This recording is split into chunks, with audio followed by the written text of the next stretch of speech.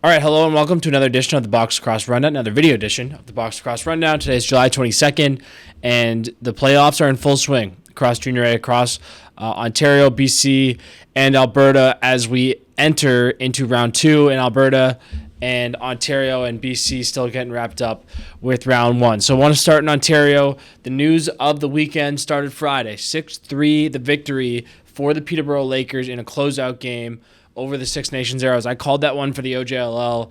A pretty good game. Obviously, very low scoring, 6-3. I think the lowest scoring game we had in the first round in Ontario, and it was kind of that kind of series. The scoring always goes down in the playoffs. It's been true across the league, and then in this one, I think in a 5-game series, either team only scored 10 goals once or got to 10 goals once. So the Lakers complete the reverse sweep, something done for the first time since 2009. And, they come all the way back from 2-0 down. They got about as close as you can get to losing. They got into overtime in that game 3, end up, making the most of that opportunity, and then come all the way back 3-0. If you haven't seen the Lakers play yet, first of all, their game's on YouTube, so go watch.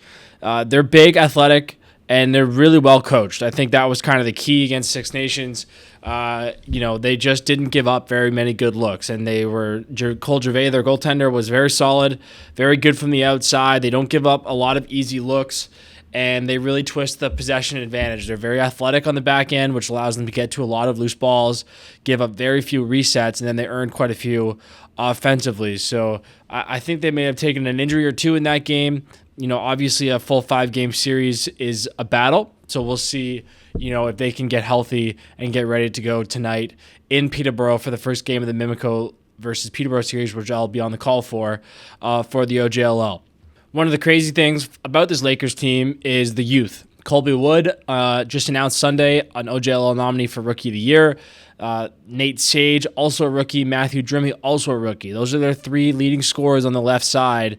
And, not a ton of graduating players on this Lakers team, and a lot of reason, to be excited about the future. Obviously known more recently as a Senior A town with the Lake Show, but an excellent crowd in the Mem Center on Friday night, and I expect a good crowd here in round 2 for what should be a really fun series with Mimico. I think the interesting thing to watch in this Mimico-Peterborough series is both teams enjoy athletic advantages for the most part across the league in terms of the Peterborough defense and the Mimico offense, and they're going to be fairly neutralized by each other. I think it's a strength-on-strength matchup between, like I said, that Mimico offense and the Peterborough defense. Though Peterborough is going to have their hands a lot more full than with Six Nations, especially physically.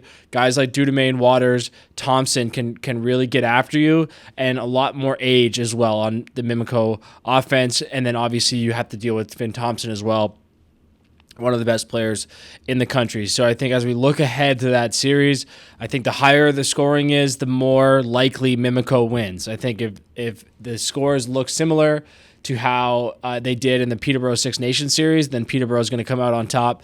Whereas Mimico, if they can get the scoring up and kind of open this game up and utilize some of their efficient sticks on the offensive side of the ball, I think they'll be okay. The other story, as always, is goaltending. Mimico at times had a tendency to get a lot of shots and get stymied a little bit. So if Gervais can really, hang in there, then obviously Peterborough's going to have a chance. But goaltending is always the most important thing in any version of box lacrosse. So that remains true here. So looking forward to a fun one in Peterborough tonight, and that should be a really good series between 2 pretty good teams. The rest advantage certainly favoring Mimico. They finished their series with Brampton off in 3 games, and they had a lot more time off than Peterborough. Obviously, a long bus trip on a Monday night. Anyone who has jumped on the 401 at this time on a weekday is not always fun. So a tough trip. Peterborough needs to get off to a better start than they did. They don't want to go down 2-0 just because they did it once doesn't mean they want to do it again, and they got to defend home floor. They did it in the back half of that series, but their lives will get a whole lot easier if they can win game 1. Again, I mentioned it several times. We'll talk about it again with the Orangeville St. Catherine series, but in the 5-game series, game 2 is incredibly important, especially if the home team wins game 1. If you can go on the road and win game 2, then the series is likely over. So, a lot to look forward to. Should be a really fun series between Peterborough and Mimico, and kudos as well to Coach Hope and the Lakers for getting it done in round 1. Jumping to the St. Catharines Athletics versus Orangeville Northmen. Started last night, and it was a blowout. This game was over pretty much from the jump, 7-1 after one period, 13-3 after two, 16-4 the final score. Not a whole lot to analyze. Just one of those games. Anyone who's been around this game long enough has seen this kind of thing happen where you just can't get a break, and there's not a whole lot to analyze. If you're St. Catharines, game 2 was always going to be, I think, the one that mattered. Orangeville's a tough place to win, and the Northmen typically are ready to start on time in front of the home crowd, especially early in the series. They've gotten out to pretty strong leads. They never trailed, against Beaches. They're up 3-0 4 minutes into the first Beaches game, and they never really looked back, and that kind of thing happened here. So now attention turns to Canada Games Park. That game will be on Wednesday, and I would guarantee that it'll be closer than game 1. I think, is Orangeville the better team? That seems likely at this point. Obviously, a ton of age on this Orangeville team, and just 3 graduating players on St. Catharines who host the Minto in 2025. So, kind of a stepping stone year for the Athletics, whereas the Northmen are all in this year, as they often are, and are certainly got to be the favorites to come out of Ontario at this point. Obviously, the other 3 teams will have a lot to say about that. Again, for the Athletics, not a whole lot you can learn from this. Throw it out. You got to build up the psyche. That's the most important thing is let your guys know that there's a long series remaining to be played, and get ready to go give a better effort. If there's one thing they have to focus on, you got to score first or just have a better first period. I think that's something that Beaches struggled with. They were never able to get on the board first and kind of put the Northmen on their heels. And last night, I thought the Northmen dictated all night long. They set the pace. They were pressuring the ball significantly, and I think they enjoyed some athletic advantages on their defense, and they really utilized them well. So if you're St. Catharines, what can you do to start dictating the pace a little bit more?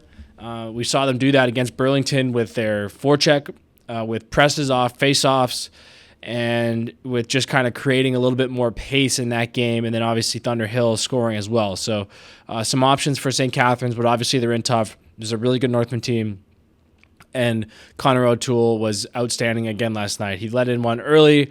Kind of wondered, okay, are we maybe going to see something slightly different than we saw against Beaches? And then he's pretty much slammed the door shut, ended up getting pulled with 10 minutes left to let Linden Hill run out the clock for the Northmen. So that should be a good one. Both of those game 2s will be on Wednesday night. Peterborough Mimico game 1 is tonight, and that should be a pretty fun series all around. So stay tuned for more coverage all series long from Ontario. Worth noting as well, one final point on the Ontario playoffs. Peterborough did win both games against Mimico in their regular season series. Mimico was undefeated at the time. That was their first loss, and they ended up losing to Peterborough twice in about a week, which started a slightly less successful second half than the first half for the Mountaineers. So looking for retribution, and obviously a bit of a game plan that works there for the Lakers. So we'll see them probably try to continue to do that. Jumping out west. Both those series in the BCJALL in the semifinal series, both of them on the verge of sweeps. Port Coquitlam taking care of business against Nanaimo. They won game 2, 11-8, and game 3, 13-10. They are rolling, one game away from reaching the final series, and then crosstown rivals Coquitlam Adanacs also one game away from the sweep. So we thought we might be a little bit more competitive, but the Coquitlam and Port Coquitlam both rolling. For Port Coquitlam, Silas Richmond getting it done. One goal and 4 assists, in the game 2 victory. Josh Mills had a hat trick in that game for the Saints, 3 goals and 1 assist. Timberman led in scoring by a bunch of guys. Boaz, Aston, Andrew Bowman, Blake Miracle all chipping in with 3 points. And then in game 3, 13-10 was the score for Port Coquitlam. The story there was Anahalis Dockstader. 2 goals, 7 assists, 9 points in that one. That's a huge playoff game. And then Richmond again, 4 goals, 2 assists Finn Holiday, Josh Mills adding 5 points apiece. For Nanaimo in that game, Liam Aston, 5 goals for the Timbermen, 5 goals, 1 assist. Ty Pilkington had a goal and 4 assists as well. So, lots of good scores out there.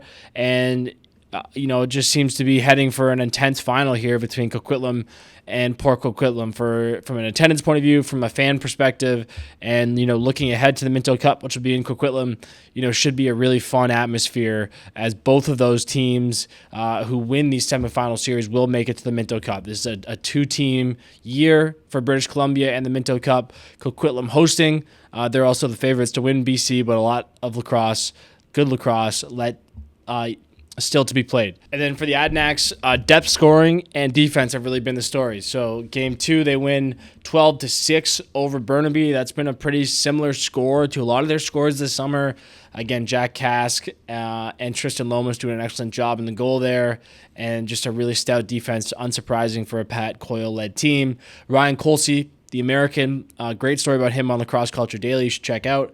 4 goals, 2 assists to lead the scoring in game 2, for Coquitlam. Nathan Chalmers, Parker Kennedy, Jackson Dillon, all with 4 points.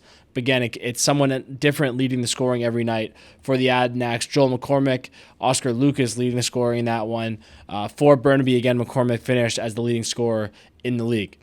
Cody Milosky had 4 goals and an assist to lead the Adanacs 9-8 in game 3 and really push Burnaby to the brink.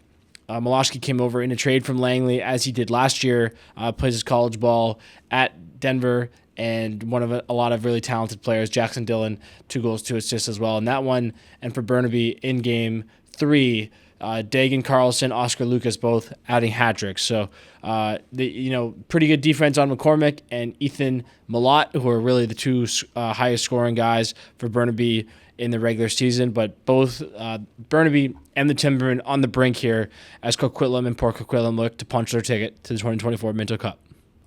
And then in the RMLL, what we thought was going to happen, but just finally got confirmation. The Miners end up sweeping the Saskatchewan SWAT. 8-6 was the score, so a good effort by the SWAT on Saturday. 10-3 yesterday for the Miners. So the Miners going back to the RMLL championships. They'll play the Okotoks Raiders. It's been those 2 teams in the finals, several times over the last number of years. Again, looking to punch their ticket to the Minto Cup. That'll also be a 7-game series. No word yet on when that'll start. Presumably next weekend. But obviously, some pretty good lacrosse to come out in Alberta with 2 teams that know each other obviously extremely well. So a big week this week. Lots to be determined in Ontario. We'll see how those series end up in BC, and then the finals getting kicked off. The first final series getting kicked off in the RMLL. In the MSL, it's Victoria and Six Nations still undefeated. That's kind of the major story in Senior A this year, as those 2 teams seem destined for the Mann Cup. Thanks for listening. That's all for today, July 22nd. This is the video Box Lacrosse Rundown.